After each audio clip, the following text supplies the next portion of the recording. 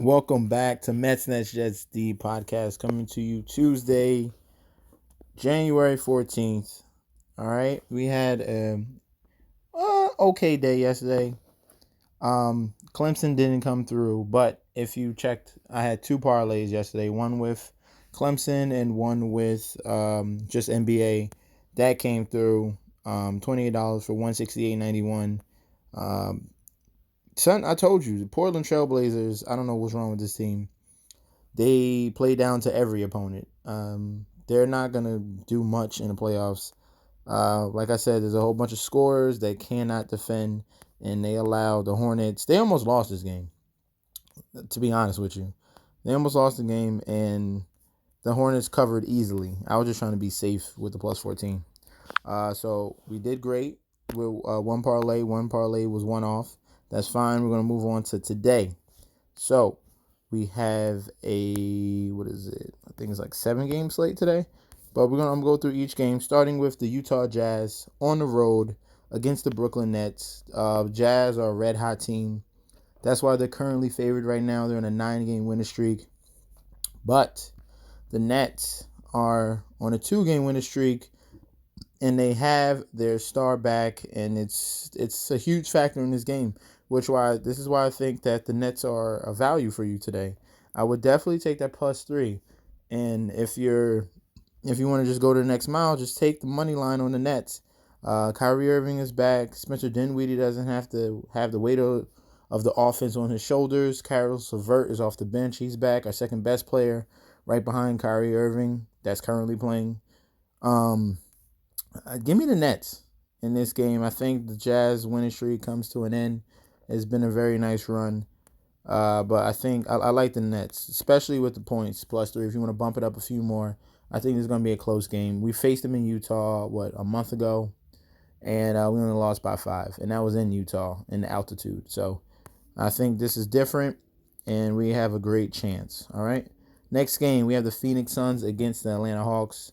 I understand. Oh, well, Alex Lynn probably won't play. That's going to be a huge downgrade for the Hawks front court, who has to deal with Aaron Baines and don't forget DeAndre Ayton.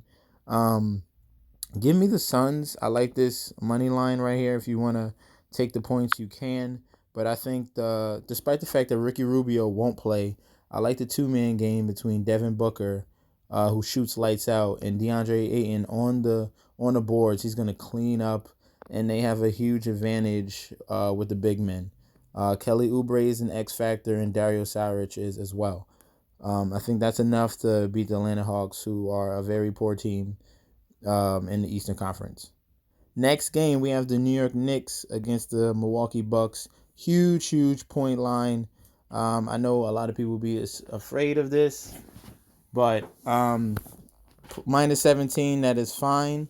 Marcus Morris is currently out for the New York Knicks. A few other, I think that's it. We're waiting on news on Mitchell Robinson as a center, but if he's out, that definitely hurts their defensive unit against the Milwaukee Bucks, who are juggernauts in the Eastern Conference. I think they covered this -17. Um, the Bucks at home. The last 2 games against the Knicks, they beat them by 21 and like 40. It was the embarrassing loss, like 46. It was really bad. Um, Give me the Bucks, okay? This line, it might move up more, or it might just stay the same. We'll see. Next game, we have the Houston Rockets against the Memphis Grizzlies. The reason why this line is so close is because Russell Westbrook is out. It'll just be James Harden, but I think that's enough firepower in itself. Just him by himself is enough to handle the Grizzlies. I believe so. He has Eric Gordon. He has Clint Capella with the pick and roll game. And I think that's enough to beat the Memphis Grizzlies today. I don't know about the points, but I'll just take the money line on that one. Next game, the Cleveland Cavaliers against the LA Clippers. I understand the Cavaliers are on a back-to-back, second leg of a back-to-back, but they tend to cover these spreads. And I noticed the Clippers haven't been covering the spreads against teams like the Knicks, the Grizzlies. If it's look at the track record, and especially since that they're missing one out of the two stars, they tend not to cover. So I'm going with the value here because you're not going to pick minus 2,000 on the Clippers. That's nothing, and you're not going to pick the Cavaliers to win. I think the Cavaliers can keep this game within 15 points, and you get that value minus 110 right there. I don't think the Clippers cover that 15 points. All right. Last but not least, we have the Dallas Mavericks against the Golden State Warriors. I believe the Mavericks can cover this -8, but if you do not feel confident, give me that money line on the Mavericks.